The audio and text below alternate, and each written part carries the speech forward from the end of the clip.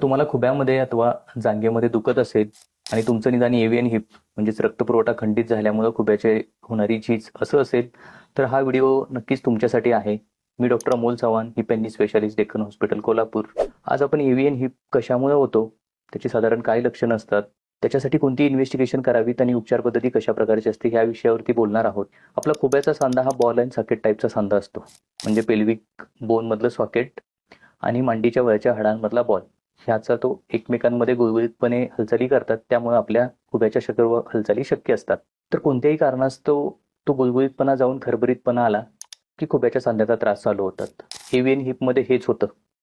खुब्याच्या सांध्याला रक्तपुरवठा करणाऱ्या रक्तवाहिनीमध्ये मायक्रोथ्रोम्बस म्हणजे रक्ताची गुठळी अडकली की रक्तवाहिनीमधून जाणारा रक्तपुरवठा खंडित होतो, गुळगुळीत सांधा खरबरीत व्हायला लागतो आणि खुब्यामध्ये वेदना चालू होतात.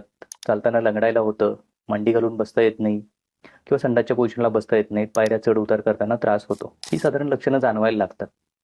तर अशी लक्षणं जाणवायला लागलं की त्वरित ऑर्थोपेडिक डॉक्टरांचा सल्ला घेणं आणि त्यांनी सांगितलेली इन्व्हेस्टिगेशन्स म्हणजे साधारण एक्स-रे आणि MRI ह्या गोष्टी करून घेणं. शारीरिक तपासणी, एक्स-रे आणि MRI नंतर सांध्यांची कितपत झीज झाली आहे म्हणजे एव्हियनच्या स्टेजिंग ठरवणं, कारण एव्हियनची उपचार पद्धती ही त्याच्या स्टेजिंगवरती अवलंबून आहे.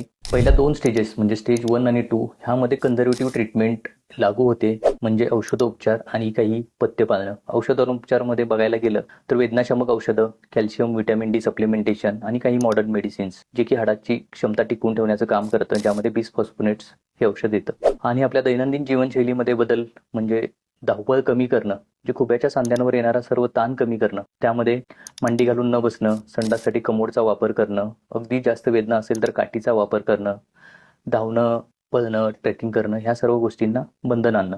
तर ह्यामुळे काय होतं की खुब्याच्या सांध्यांवरचा ताण कमी होतो, त्याची क्षमता टिकून होण्यासाठी मदत होते. स्टेज 3 आणि 4 मध्ये हाडांचा गुळगुळीतपणा कमी होऊन खुब्याचा सांधा खरबरीत व्हायला लागतो, त्याचा गोलाकार जाऊन त्याचा आकार बदलायला लागतो. तर अशा स्टेजेसमध्ये कन्झर्वेटिव्ह ट्रीटमेंट लागू होत नाही आणि स्टेज 3 आणि 4 ला खुब्याचा कृत्रिम सांध्यारोपण म्हणजेच टोटल हिप रिप्लेसमेंटची गरज पडते. तर टोटल हिप रिप्लेसमेंट काय आहे हे आपण आपल्या पुढच्या व्हिडिओमधून जाणून घेऊयात. तर पुढचा व्हिडिओ नक्कीच पहा. तोपर्यंत धन्यवाद.